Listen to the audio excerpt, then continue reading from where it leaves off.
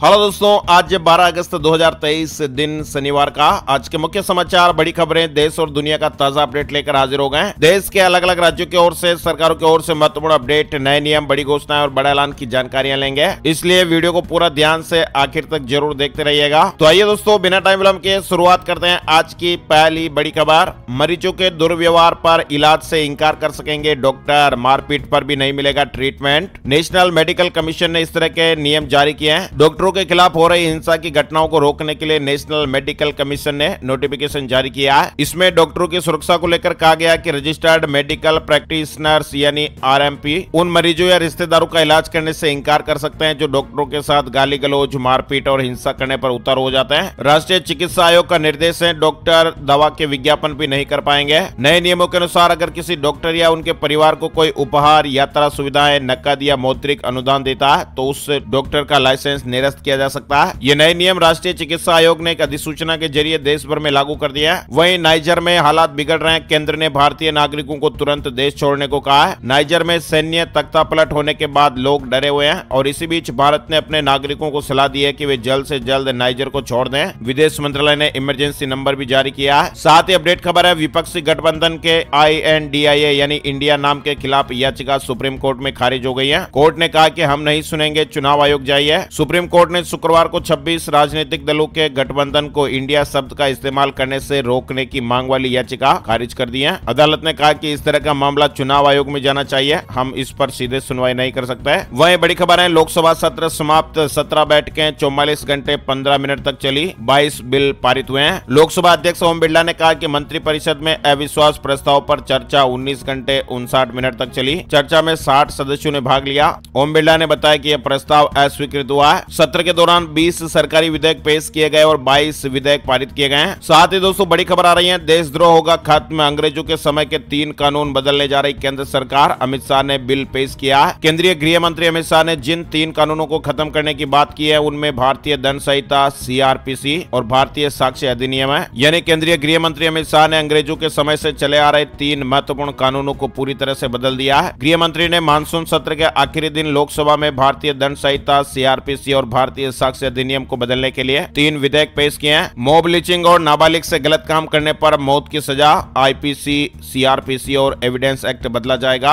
अमित शाह ने लोकसभा में बिल पेश किया है। यानी अब देश के खिलाफ टिप्पणी करने से भी उम्र कैद हो सकती है। मोदी सरकार ने इस तरह से नया कानून पेश किया है। चलिए आगे बढ़ते, बड़ी खबर, सुप्रीम कोर्ट ने कहा हेट क्राइम और हेट स्पीच मंजूर नहीं। केंद्र सरकार को ऐसे मामले रोकने के लिए कमेटी बनाने का आदेश दिया गया है। कोर्ट ने कहा कि हेट स्पीच और हेट क्राइम पूरी तरह से अस्वीकार्य है। भविष्य में ऐसी घटनाएं न हो इसके लिए मैकेनिज्म बनाना जरूरी है और हमें इस समस्या का हल निकालना होगा। नॉर्थ कोरिया परमाणु हथियार बना रहा, UN रिपोर्ट में यह बड़ा खुलासा हुआ है। बड़ी खबर आ रही है, गुजरात हाई कोर्ट ने दिल्ली के मुख्यमंत्री अरविंद केजरीवाल और आम आदमी पार्टी के राज्यसभा सदस्य संजय सिंह द्वारा मानहानि मामले में उनके खिलाफ मुकदमे पर अंतरिम रोक लगाने की याचिका खारिज कर दी है। PM की डिग्री से जुड़ा मामला, गुजरात हाई कोर्ट ने केजरीवाल की याचिका ठुकरा दी है और कहा कि दिल्ली में अब सब कुछ ठीक है तो कोर्ट में पेश होने में क्या परेशानी। साथ ही बड़ी खबर, मद्रास हाई कोर्ट ने कहा कर्मचारियों को भड़ास निकालने का हक है। बैंक कर्मी की याचिका पर सुनवाई हुई। व्हाट्सएप पर कंपनी की आलोचना की थी। मद्रास हाई कोर्ट ने 10 अगस्त को एक बैंक कर्मचारी की याचिका पर सुनवाई की। मद्रास हाई कोर्ट ने कहा कि किसी भी कर्मचारी को संस्थान के बाहर भड़ास निकालने का अधिकार है। इस मामले में हाई कोर्ट ने बैंक कर्मचारी पर लगाए आरोपों को खारिज कर दिया। कर्मचारी को कंपनी से शिकायत होना आम बात है। अधीर रंजन चौधरी के निलंबन पर इंडिया का मार्च, लोकसभा से विपक्ष का वॉकआउट, राज्यसभा से राघव चड्ढा सस्पेंड, संजय सिंह का निलंबन भी बढ़ाया गया है। मानसून सत्र के आखिरी दिन शुक्रवार को संसद में लोकसभा में नेता प्रतिपक्ष अधीर रंजन चौधरी का सस्पेंशन हो गया। इसके विरोध में विपक्ष के नेताओं ने दोनों सदनों में हंगामा किया। इंडिया के सांसदों ने लोकसभा की कार्यवाही का बहिष्कार करने का फैसला लिया। बाद में सदन की कार्यवाही को अनिश्चितकाल के लिए स्थगित कर दिया गया। PM मोदी ने लोगों से हर घर तिरंगा अभियान में हिस्सा लेने का आग्रह किया। 13 से लेकर 15 अगस्त के बीच हर घर तिरंगा अभियान को लेकर PM मोदी ने लोगों से खास अपील किया। PM मोदी ने कहा कि मैं आप सभी से 13 से 15 अगस्त के बीच हर घर तिरंगा अभियान में हिस्सा लेने का आग्रह करता हूं। तिरंगे के साथ अपनी तस्वीरें हर घर तिरंगा.com पर अपलोड भी करें। PM मोदी ने ट्वीट करके इस तरह की जानकारी दी है। वहीं WFI के आज होने वाले चुनाव पर रोक लग गई है। 28 अगस्त तक स्टे। ब्रिजभूषण विरोधी दीपेंद्र हुड्डा की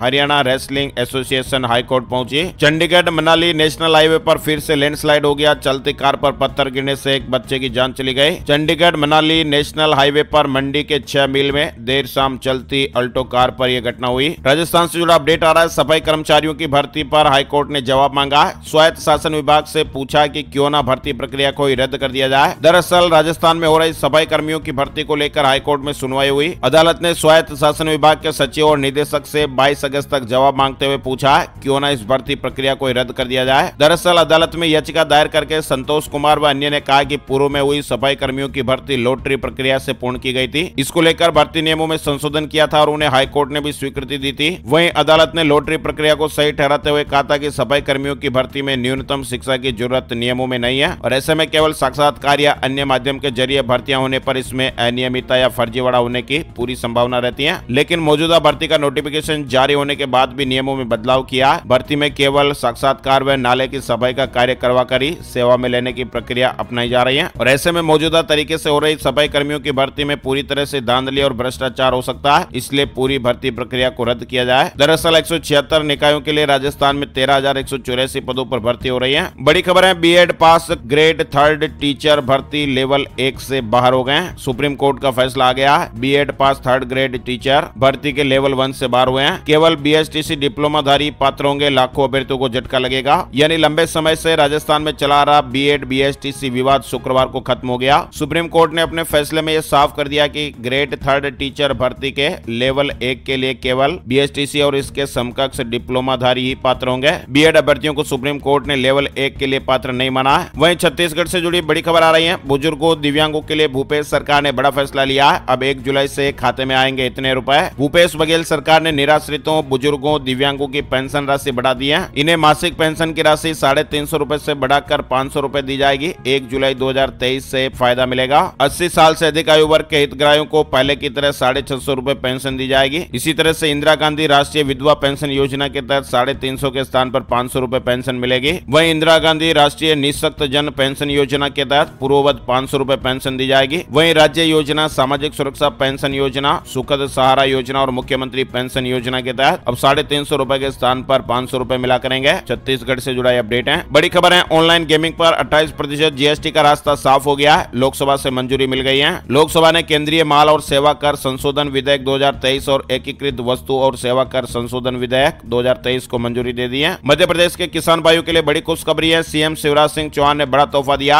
अब किसानों के बैंक खातों में आएंगे 12,000 रुपए। पहले राज्य सरकार देती थी 4,000 रुपए। मध्य प्रदेश के किसान भाइयों के लिए गुड न्यूज है, क्योंकि किसानों को अब किसान कल्याण योजना के तहत 4,000 नहीं बल्कि 6,000 रुपए सालाना मिलेंगे। और इसी तरह से केंद्र सरकार की किसान सम्मान निधि और राज्य सरकार की योजना को मिलाकर मध्य प्रदेश के किसानों को अब हर साल 12,000 रुपए की राशि मिलेगी। मुख्यमंत्री शिवराज सिंह चौहान की अध्यक्षता में हुई कैबिनेट बैठक में ये फैसला स्वीकृति दी गई है। बीमा कंपनियों को अब किसानों को 60 दिन की बजाय 30 दिन में देना होगा क्लेम। 12% वार्षिक की दर से ब्याज भी मिलेगा। यानी हरियाणा में अब प्रधानमंत्री फसल बीमा योजना के तहत फसलों का बीमा करने वाली कंपनियों की मनमानी नहीं चलेगी। फसल खराब होने पर बीमा कंपनियों को नुकसान की रिपोर्ट मिलने के 1 महीने के अंदर अंदर क्लेम का भुगतान करना होगा और इससे अधिक अगर देरी करते हैं तो बीमा कंपनियों को किसानों को 12% वार्षिक की दर से ब्याज भी देना पड़ेगा। आगे बढ़ते बड़ी खबर उत्तराखंड को लेकर आई है। खिलाड़ियों के हक में धामी सरकार ने बड़ा फैसला लिया। अब 15 से 23 साल वालों को भी मिलेगा इस योजना का लाभ। मुख्यमंत्री उदीयमान खिलाड़ी उन्नयन योजना के तहत अब 15 से 23 साल तक के खिलाड़ियों को भी प्रदेश सरकार 2,000 रुपए मासिक प्रोत्साहन राशि देगी। अभी तक 8 से 14 साल के खिलाड़ी योजना से लाभ ले रहे थे।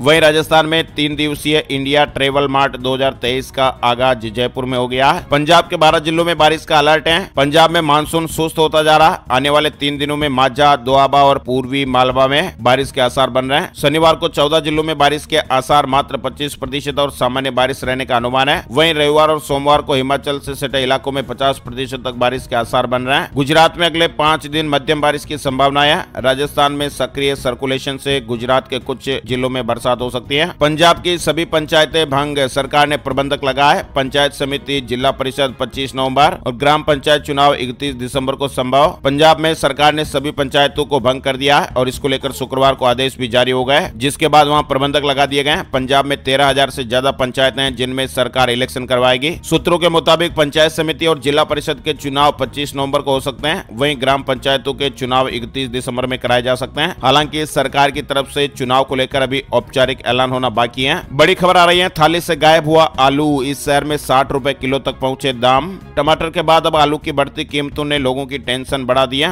रेट ज्यादा होने की वजह से कई शहरों में आम जनता की थाली से आलू भी अब धीरे धीरे गायब होता दिखाई दे रहा है। देश में महंगाई कम होने का नाम नहीं ले रही है। चावल, दाल, गेहूं, आटा और चीनी के साथ साथ सब्जियां भी महंगी हो गई है। पिछले 2 महीनों से खाने पीने की सभी चीजों के रेट 7वें आसमान पर पहुंच गए हैं। फिलहाल दोस्तों अपडेट यह है कि मिजोरम में आलू सबसे ज्यादा महंगा बिक रहा है। यहाँ के चंफाई शहर में 1 किलो आलू की कीमत 60 रुपए हो गई है। बड़ी खबर है गवर्नमेंट जॉब से हिमाचल प्रदेश हिमाचल बिजली बोर्ड में 2600 पद भरे जाएंगे। निदेशक मंडल की बैठक में मंजूरी मिली है। हरियाणा से जुड़ी खबर 10वीं की स्थगित की गई परीक्षाएं अब 16 से 18 अगस्त तक। शिक्षा बोर्ड ने नया परीक्षा शेड्यूल जारी किया। बोर्ड की आधिकारिक वेबसाइट पर जानकारी उपलब्ध करा दी गई है। वहीं राजस्थान में पावर क्राइसिस से जुड़ी खबर है। बिजली कटौती से जुड़ा अपडेट आप देख सकते हैं। मानसून की कमी से 16,000 मेगावाट अधिकतम डिमांड, 1 से 1.5 घंटे तक बिजली काटी जाएगी। यानी राजस्थान में मानसून की कमी के कारण बिजली की मांग में लगातार बढ़ोतरी हो रही है। उपलब्धता के अनुसार बिजली आपूर्ति व्यवस्था में बदलाव करने का निर्णय बिजली डिस्कॉम ने लिया। शहरी इलाकों में घोषित कटौती के अलावा ग्रामीण इलाकों में भी 1 से 1.5 घंटे की बिजली कटौती रात को होगी। उत्तर प्रदेश में हुए एनकाउंटर पर सुप्रीम कोर्ट की नजर, राज्य सरकार से मांगा गया 2017 से अब तक का ब्यौरा।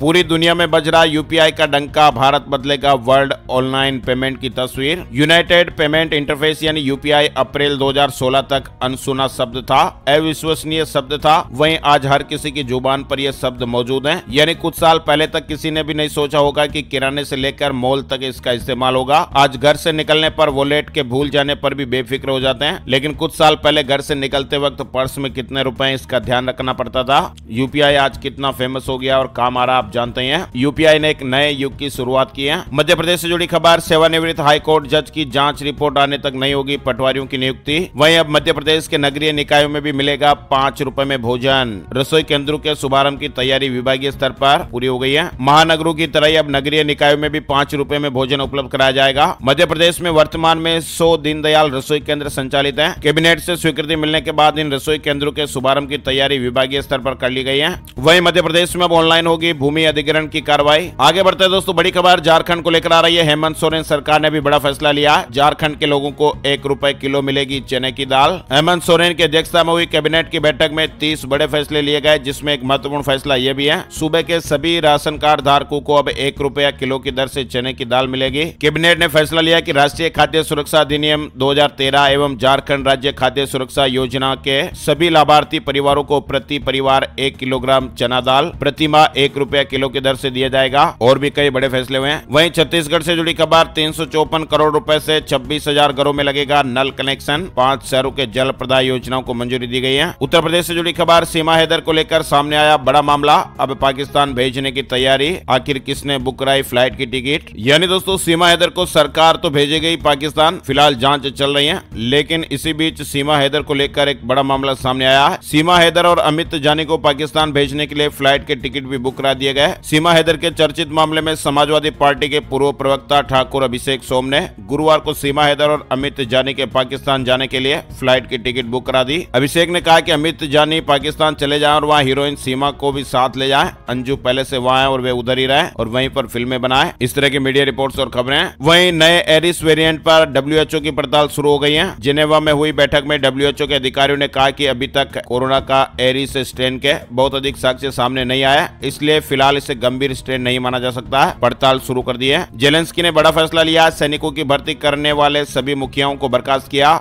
जेलेंस्की ने यह कदम भ्रष्टाचार के बढ़ते मामलों के बीच उठाया। वहीं आरबीआई ने बड़ी कार्रवाई की है। भारतीय रिजर्व बैंक ने सख्त कदम उठाया। 4 बैंकों पर भारी जुर्माना लगाया गया। बैंकों के नाम भी आप देख सकते हैं। गूगल प्ले स्टोर ने 43 मोबाइल ऐप को हटा दिया है। अगर आपके फोन में भी है तो तुरंत इन्हें डिलीट कर दें। मैकेफी ने अपनी रिपोर्ट में इन ऐप के बारे में जानकारी दी है और जिन 43 ऐप को प्ले स्टोर से हटाया गया उसमें ज्यादातर टीवी या डीएमबी प्लेयर, म्यूजिक डाउनलोडर और न्यूज एंड कैलेंडर ऐप शामिल हैं। पंजाब कैबिनेट की मीटिंग में 3 फैसले हुए। एसएसएफ को मंजूरी, हर जिले के पार्क में बनेंगे शहीद स्मारक। दिल्ली एयरपोर्ट पर सहायता केंद्र। सड़क सुरक्षा फोर्स को मंजूरी दी गई है। पंजाब के हर जिले के बड़े पार्क में शहीद स्मारक भी बनाए जाएंगे। वहीं सीजेआई चंद्रचूड़ ने सुप्रीम कोर्ट में प्रवेश के लिए लॉन्च किया क्यूआर कोड आधारित ई पास। वहीं अपडेट खबर, उत्तराखंड के मेडिकल कॉलेजों में हिंदी में शुरू होंगे एमबीबीएस कोर्स। उत्तराखंड के स्वास्थ्य एवं शिक्षा मंत्री धन सिंह रावत ने इस तरह की जानकारी दी है। अब बात कर लेते हैं दोस्तों gold price today, silver price today, सोने चांदी के भाव। शुक्रवार को सोना 58,891 रुपए प्रति 10 ग्राम पर रहा। वहीं चांदी का भाव 70,170 रुपए प्रति किलोग्राम पर रहा। आईबीजे के ऑफिशियल वेबसाइट पर आपको डिटेल जानकारी मिल जाएगी। आइए दोस्तों बात कर लेते हैं मौसम को लेकर, मानसून को लेकर, बारिश को लेकर क्या जानकारी और अपडेट है।